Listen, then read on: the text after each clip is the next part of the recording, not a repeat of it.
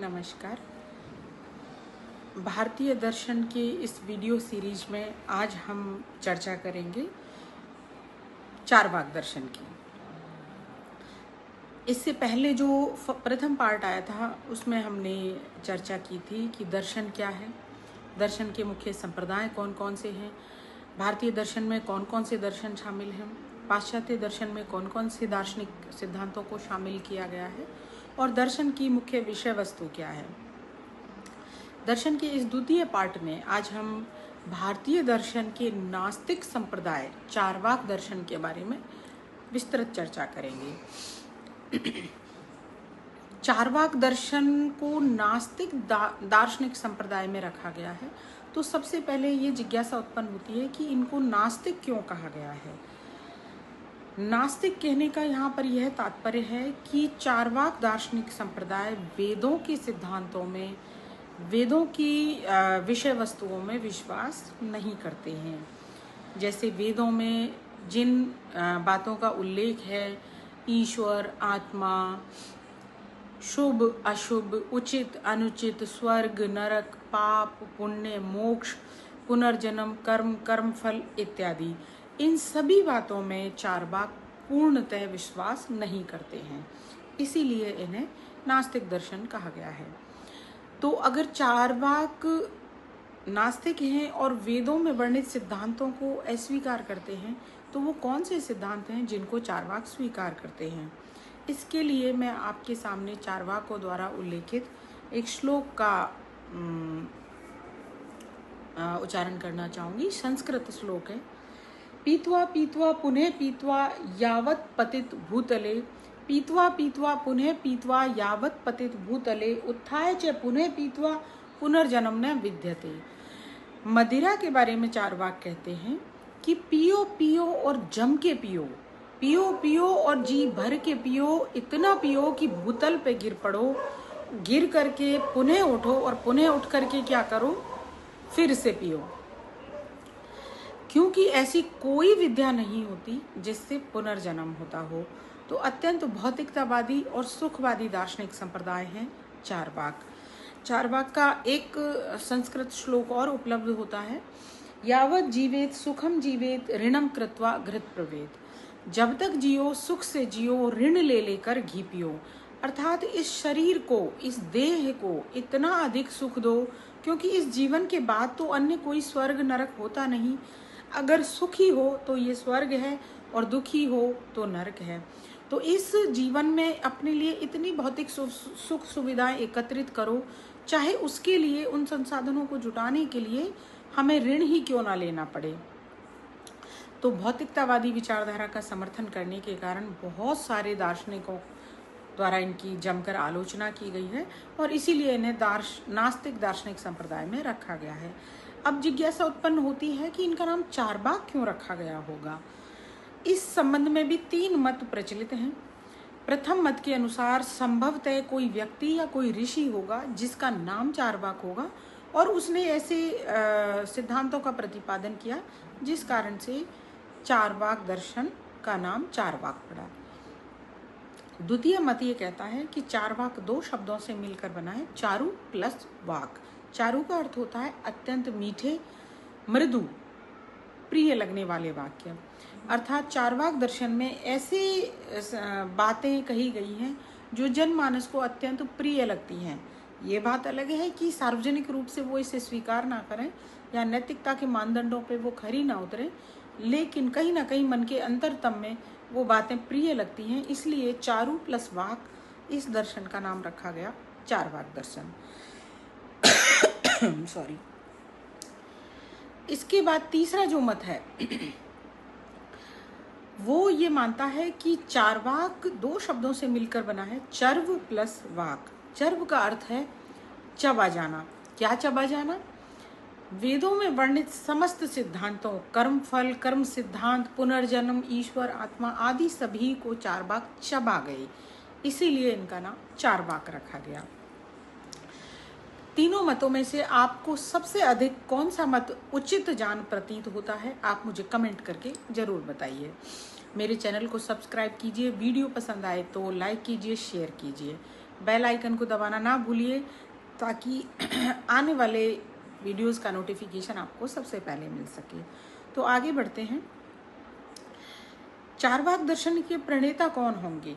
चारवाक दर्शन के प्रणेता देवताओं के गुरु बृहस्पति को माना गया है।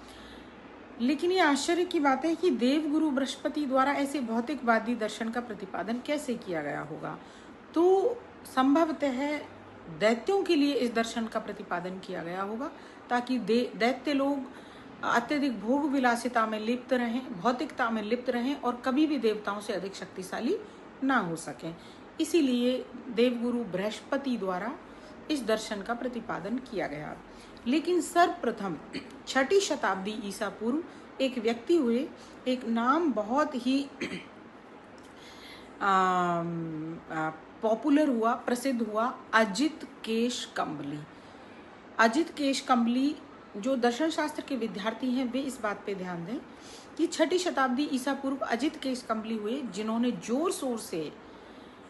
बहुत ही जोर शोर से चारवाक दर्शन का प्रतिपादन किया। अजित केश कम्बली महावीर स्वामी के समकालीन थे, उनके मित्र थे, फॉलोअर थे, अनुयायी थे, उनके शिष्य थे और 5-6 सालों तक लगभग उनके साथ रहने के बाद विचार भेद और मतभेद हो जाने के कारण अलग मत का प्रतिपादन किया, जिसको आज आप और हम चारवाक दर्शन के नाम से जानते हैं।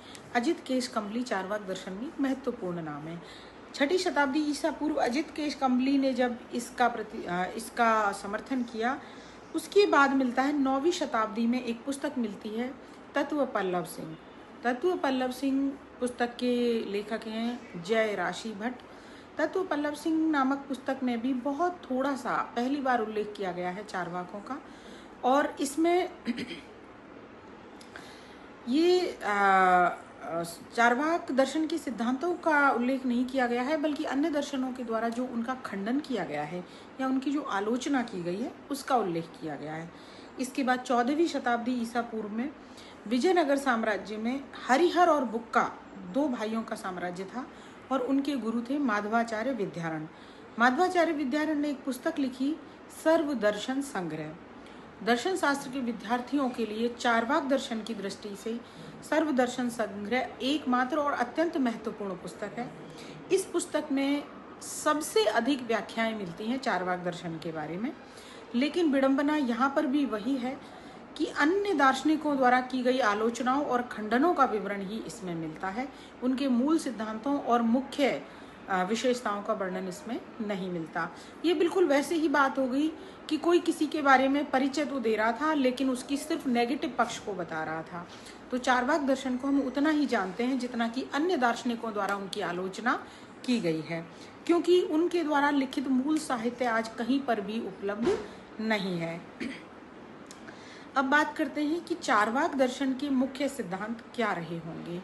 किसी भी दर्शन के, चाहे वो भारतीय दर्शन हो या पाश्चात्य दर्शन हो, उसकी 3 शाखाएं होती हैं, ज्ञान मीमांसा, तत्व मीमांसा और नीति मीमांसा। ज्ञान मीमांसा में मुख्यतः हम इस बात का अध्ययन करते हैं कि ज्ञान क्या है, ज्ञान हमें कैसे प्राप्त होता है, ज्ञान प्राप्त करने के साधन क्या हैं, क्या वो साधन प्रामाणिक हैं, क्या उन साधनों से प्राप्त ज्ञान प्रामाणिक है। तो ज्ञान मीमांसा मुख्यतः ज्ञान और ज्ञान से संबंधित विषय वस्तुओं के इर्द गिर्द चर्चा करता है। इसके बाद आती है तत्व मीमांसा। तत्व मीमांसा में किसी भी दर्शन के बारे में भौतिक जगत, सृष्टि, देह, आत्मा, पुनर्जन्म इत्यादि के बारे में हम चर्चा करते हैं। इसके बाद आती है नीति मीमांसा। नीति मीमांसा में किसी भी दर्शन में हम अध्ययन करते हैं पाप, पुण्य, शुभ, अशुभ, उचित, अनुचित, स्वर्ग, नरक, कर्म, मोक्ष, पुनर्जन्म, इन सभी बातों के बारे में, इन सभी विषय वस्तुओं के बारे में नीति मीमांसा में अध्ययन किया जाता है। चारवाक दर्शन को पूरी तरह से समझने के लिए हमें उनकी ज्ञान मीमांसा को समझना होगा, हमें उनकी तत्व मीमांसा को समझना होगा और हमें उनकी नीति मीमांसा को समझना होगा। चारवाक दर्शन की तीनों ज्ञान शाखाओं को समझने के लिए आपको देखना होगा मेरा अगला वीडियो, क्योंकि यह वीडियो अत्यधिक लंबा हो चुका है और यह इससे अधिक अगर लंबा होगा तो आपके लिए बोझिल हो जाएगा और मैं ये चाहती हूँ, मैं ऐसा सोचती हूँ कि चार्वाक दर्शन अत्यंत इंटरेस्टिंग विषय है, आपके लिए किसी भी तरह से ये बोझिल ना बने, अत्यंत रुचिकर बना रहे। और आपको जैसे जैसे आप चार्वाक दर्शन की सीरीज में आगे बढ़ते जाएंगे, चार्वाक दर्शन में आपकी रुचि गहरी से गहरी होती जाएगी, ये मैं अपने अनुभव के आधार पे कह सकती हूँ। तो ज्ञान मीमांसा में हम पढ़ेंगे कि चार्वाक दर्शन ज्ञान का मुख्य स्रोत किसे मानते हैं, ज्ञान कैसे होता है। तो मैं थोड़ा सा आपको यहाँ पे परिचय देना चाहूँगी कि चार्वाक सिर्फ एक ही प्रमाण को स्वीकार करते हैं, प्रत्यक्ष। उनका सूत्र भी है प्रत्यक्षमेव प्रमाणम, अर्थात जो हमें अपनी इंद्रियों से दिखाई देगा केवल हम उसी ज्ञान को स्वीकार करेंगे। अनुमान, शब्द, अनुपलब्धि आदि प्रमाणों को हम स्वीकार नहीं करेंगे। जबकि अन्य भारतीय दार्शनिक परंपराओं में 4 से लेकर 6 प्रमाण तक स्वीकार किए गए हैं, जैसे कि प्रत्यक्ष प्रमाण है, अनुमान प्रमाण है, शब्द प्रमाण है, अनुपलब्धि है, आदि आदि। तो बाकी का जो चर्चा है वो हम अपनी अगली सीरीज में करेंगे। चार्वाक दर्शन ये मानता है कि इस देह के अलावा अन्य किसी जीवात्मा की या आत्मा नामक किसी तत्व की कोई सत्ता नहीं है। क्यों? क्योंकि उसका हमें अपनी इंद्रियों से प्रत्यक्ष नहीं होता है। ना तो आत्मा हमें आंखों से दिखाई देती है, ना आत्मा की हमें गंध आती है, ना आत्मा को हम महसूस कर सकते हैं, स्पर्श कर सकते हैं, और ना ही आत्मा को हमारी बुद्धि समझ सकती है। तो अगर हमारी इंद्रियां ईश्वर, आत्मा आदि को नहीं देख सकती, नहीं पहचान सकती, तो हम उनकी सत्ता को स्वीकार नहीं करेंगे। इसीलिए उन्होंने ये सिद्धांत दिया है देह आत्मवाद, यानी कि ये देह ही आत्मा है, इस देह में अगर चेतना है तो वही आत्मा है। अत्यंत रुचिकर विषय है, आप मेरे साथ बने रहिए अगले सीरीज तक। नमस्कार।